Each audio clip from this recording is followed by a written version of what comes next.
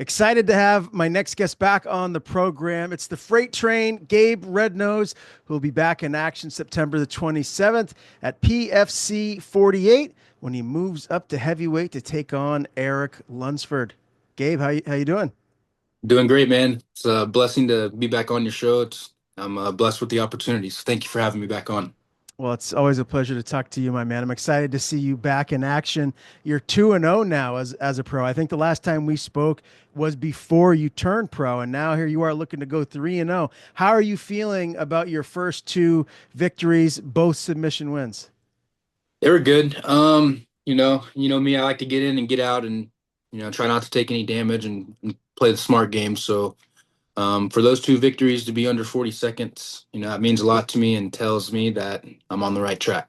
Yeah, no doubt. And in May, that was a win over Thomas Klingen. How, I guess, exciting of a win was that for you? I've heard good things about him. I've never seen him fight in person, but like, I mean, just getting the win as a pro, that's your second victory. That's got to mean a lot. It's got to just add to your confidence.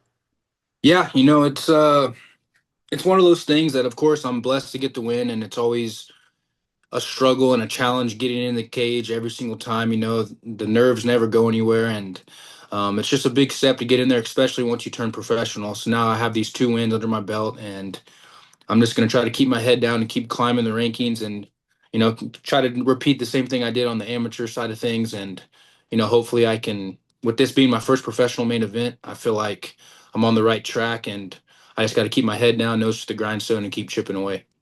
And Gabe, you're still only 27 years old, so you're very, very young.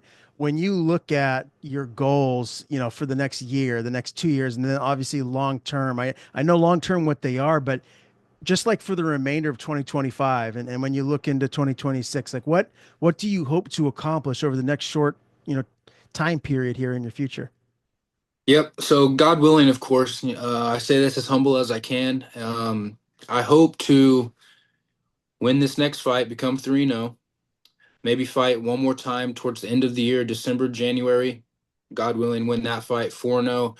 And then I'm going to try to get on hopefully the Dana White Contender Series, next fall in 2026. Maybe call for the peak title. I don't know, early 2026. I don't know if that'll happen or not, but it could probably help my chances on getting on there quicker. So I try to just take it one fight at a time. If it's meant to be, it will be, and that's kind of just how my motto is. If God willing, if it's meant to be, it'll happen, and I just need to do my part and keep my head down and keep chipping away. I'm sure you've talked to your coaches and the people on your team about this. You see a lot of guys that get on the contender series and have, just a few wins. Maybe they're 5-0, 6-0, and then they get into the UFC and they're not fully ready. And then they get cut and then they have to go back to the regional scene and win a few more fights to really up their game. They kind of like come into their man body, so to speak, and then they get another shot in the UFC. Is that something that crosses your mind about maybe not getting in too soon and just kind of taking your time, maybe getting to even like a 10-0 or, 10, 11, 12 fights as a pro before getting into the UFC? Of course, I'd be happy. I'd be happy for either route. But with the way things are looking in the UFC right now and the divisions that I'm going to be fighting in, I just feel like they're grabbing guys left and right. Like if you've seen like the contender series here lately, they're snatching up guys all over like very quickly. So I feel like the quicker that I can get my record a little bit higher, right now I'm 2-0. Um, Hopefully 2 to 3 more fights, I think I'm going to be right there in the mix. So I would obviously love my opportunity to get my shot, but just like you said, the other route wouldn't be bad either.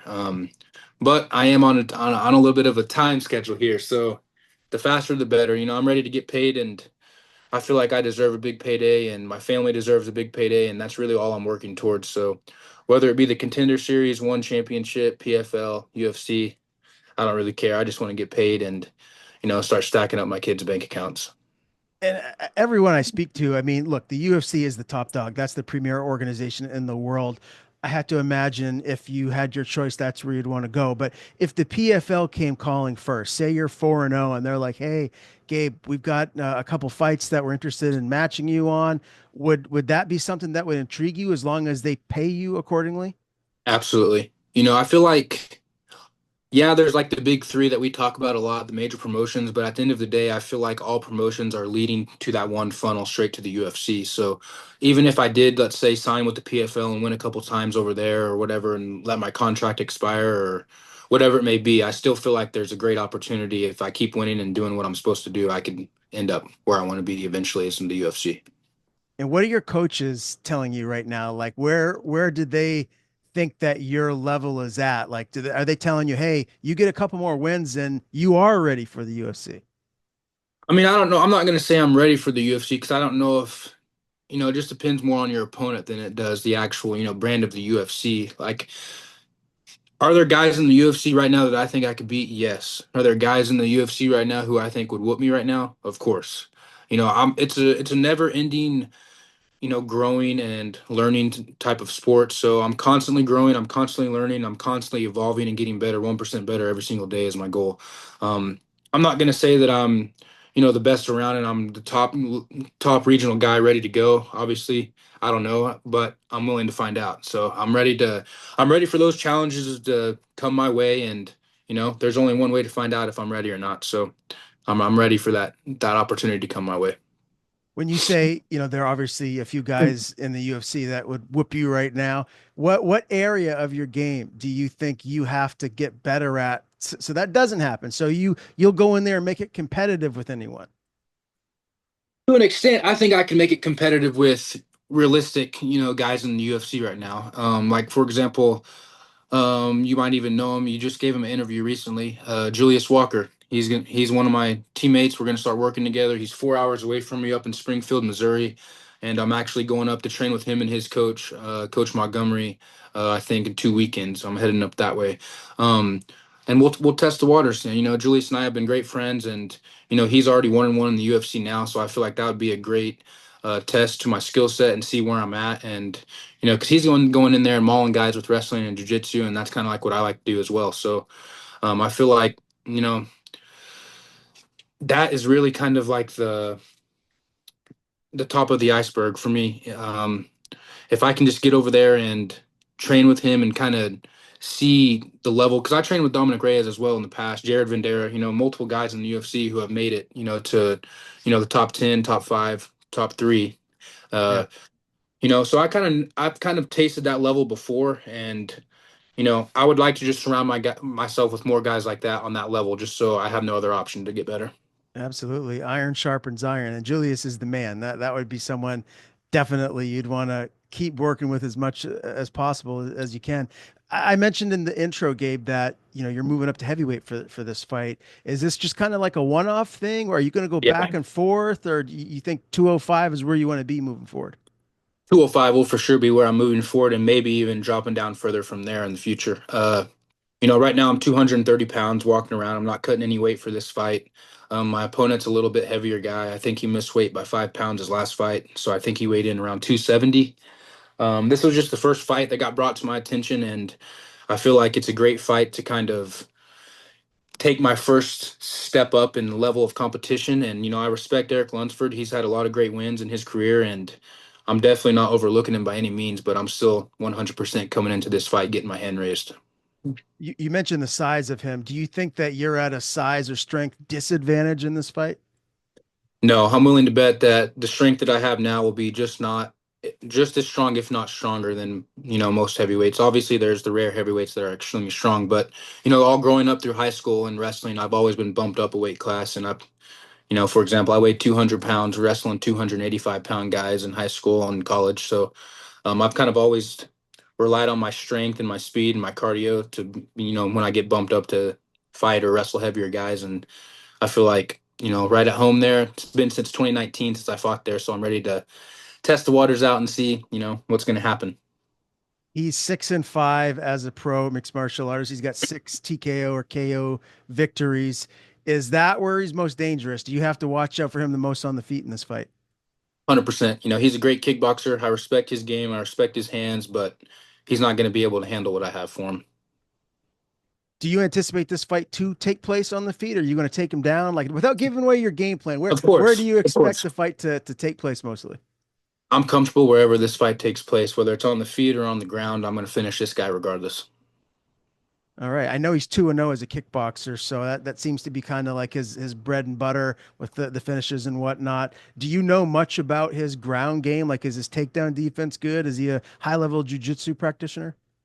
I don't believe so. I believe he's strictly more of just a striker kickboxing guy, but haven't looked a lot into him, and uh, I don't really try to focus on that too much. I try to focus just on myself and my game plan. I'm not gonna change what I do very much. And my game plan is to come out, put you on your back, and get you out of there. And if you can stop it, we'll see what happens then. And if you can't, then you know what's gonna happen. I love it. I know he's fought guys like Austin Lane, Juan Adams, so he's been in there with some really large individuals. So this will, like you said, this is gonna be a great test to kind of see where you're at right now as you're so early in your pro career. Yeah, I'm really looking forward to the challenge. Like I said, I respect him, and it's nothing but respect moving forward. But at the end of the day, whose family's gonna eat? And I can promise you, it's gonna be mine. Tell me a little bit about camp these days and who you've had around you, I guess, the last few weeks as you're preparing for Eric Lunsford. Yeah, I'm training at my gym, home gym, American Elite in Edmond, Oklahoma, under UFC veteran Matt Grice. I got a lot of great training partners there. My main training partner for this camp has been Julian Learned. He's a 8-1 middleweight who has fought at heavyweight and light heavyweight a few times. Really experienced striker and kickboxer, so I've been really getting in a lot of rounds with him. Uh, and like I said, I'm gonna make the move over to Springfield, Missouri here soon and start getting some rounds in with Juice and his coaches and training partners up there. Um, I'm just trying to get prepared in all aspects, like every camp. This isn't anything special to me. It is my first main event, so I am pushing a little bit harder than I usually do. I will be prepared for all 5 rounds if it needs to go that, but I definitely do not see this getting out of the first round. Yeah, so 5 minute rounds potentially if it goes that far. How much of an emphasis are you putting on your cardio right now? A lot, a lot of emphasis. I'm constantly ending every workout with some type of cardio. Running, 5 times a week. I'm doing drills and certain cardio drills at with my coaches in the gym.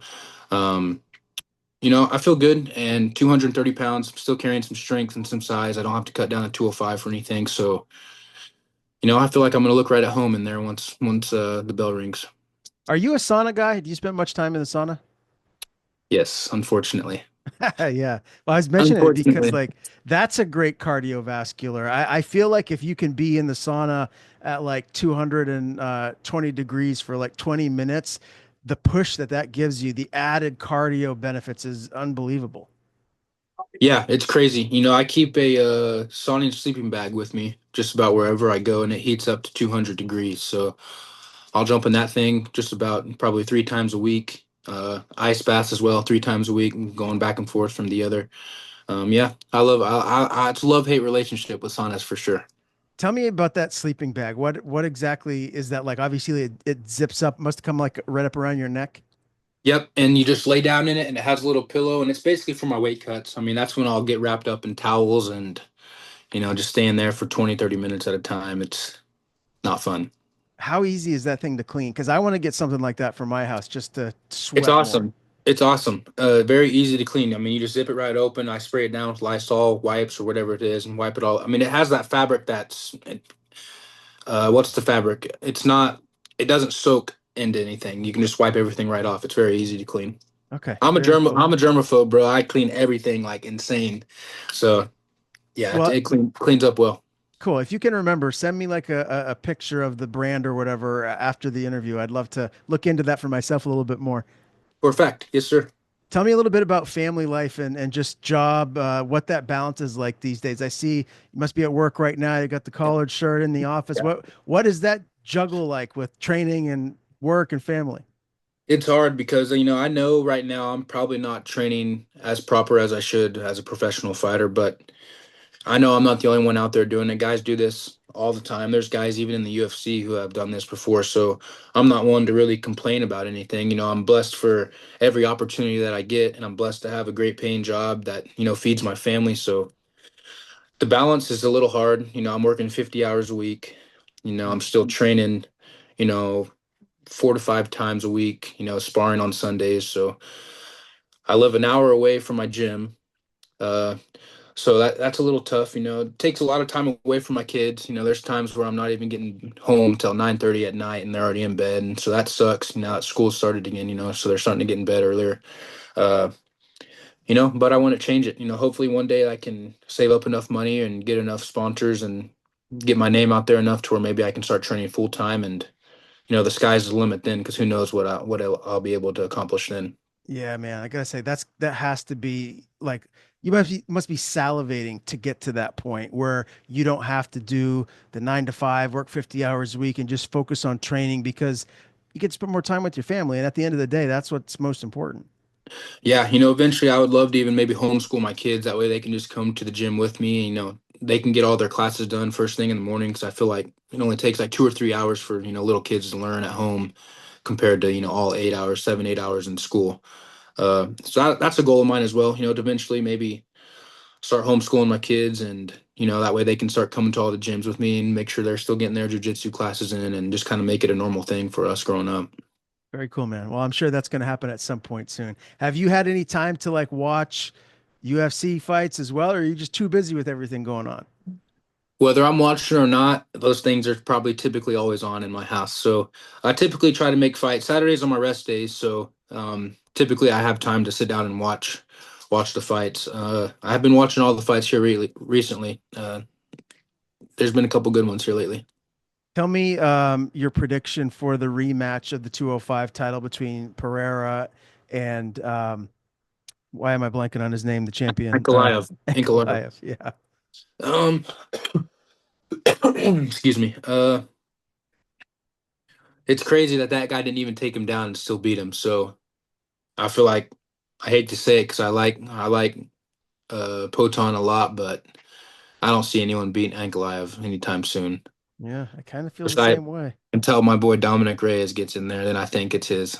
Yeah. So are you still keeping in touch with Dom? Oh yeah, yeah, we still talk. Yep. Okay. Yeah, he looks like he's rejuvenated and like the best version of himself. Do you have any idea as to when he's fighting next? I haven't seen a fight announcement for his next one. Yeah, he's fighting Carlos Ulberg, Perth, Australia. Ooh, that's going to I be a think good one. I think winner of that is title shot. So Okay. in my That's going opinion, to be fun. I could be biased. I could be biased just because that's my brother, but Yeah. I would love to see him get his second opportunity to get back in there and get what's his because he's a great human and I can't say good enough things about him. So I really really hope he gets what's his. When was the last time that you did train with him? It would have been last year. It would have been last year. So you plan to do it again in the future? Oh yeah, yeah. I'm for Yeah. sure gonna go out there and see him and Jared and Coach Joe and all those again eventually. I don't know when that'll be. They're really busy with all their own things right now, so it's hard to kind of get all the way out there to California from Oklahoma. But I will for sure see them again soon. Yeah, my man Fernando Gonzalez is out there too. I love talking to Fernando. Bro, he's a beast, man. I train with him as well. Yep. Yep. He is He's the man. Dan Henderson's. He's at Dan Henderson, so I've trained with him a lot. I actually trained with him a lot in 2022, getting ready for Team USA. Okay. Yeah, Jeez. he's a good guy, man. Yeah, he is the man. So to circle back to this matchup again, it's going to be September the 27th. Peak Fighting 48, Lucky Star Casino in Oklahoma. What is it like fighting for Peak and just the what is the energy like in the Lucky Star Casino when you do compete there? It's awesome, man. I've only fought here once, and it was for my amateur debut. It's such a blessing and such a huge opportunity for me to be able to headline my first professional main event right here in front of my tribe, right here in front of the casino that I work at. 20 minutes away from my hometown. I feel like this is going to be the most exciting and electrifying show I've ever been a part of, and I'm just can't be more thankful than what I am. Do you have an idea of numbers, how many people will actually be there in attendance supporting you come fight night? I know I've already sold 20,000 worth in tables, so I know that's going to be big. Wow, 20,000 worth in tables. What do you get for a percentage cut of that? I don't know exactly off the top of my head, but hopefully it's something good. Yeah, I would imagine so. I mean, $20,000 worth of tables. That's impressive. You've always had a huge support group though, too, right? Like you Yeah. continue to just get more and more fans all the time. I'm trying, man. I'm really trying to work this social media thing and, try to keep my engagements up and really try to reach more people through social medias and sponsorships and stuff like that. Slowly building my brand, having these high level coaches who train me and these high level training partners really help out a lot. And they really help get my name out there some. And, all in all, I'm just blessed to have everyone that's in my life and everyone who has helped me get to where I'm at now. I couldn't have done it without them. And like I said, just keeping my head down, nose to the grindstone, and whatever's going to happen is going to happen. And God willing, I get my hand raised September 27th. You got an official prediction for me? First round submission. I'm going to try to keep it going, and I'm going to try to put him on his back. And if not, then that's fine. We can stand and bang. I'm okay with that too. But typically, my game plan is coming forward, constant pressure. Eventually, I'll find my takedown. I'll put him on his back, and I'm going to get him out of there. I love it, Gabe. Always great talking to you, my man. One last question for anybody that doesn't live in the area and that can't be there in person. I'm sure there's a way to watch it, a pay-per-view, a stream. How do you know how people can watch it? Yes, sir. Download the Peak Fighting app. It'll be streamed live onto their app on your phone. It's Android and Apple, or you can just get on your normal browser and type in peakfighting.com and look at it through your browser as well. And I do believe that they actually are live on Fubu as well, Fubu Sports Channel. Very cool. Gabe, I wish you the best of skill come fight night, my man. Before we do sign off today, I want to give you the floor. Anyone you want to thank, anything you want to plug, floor is yours.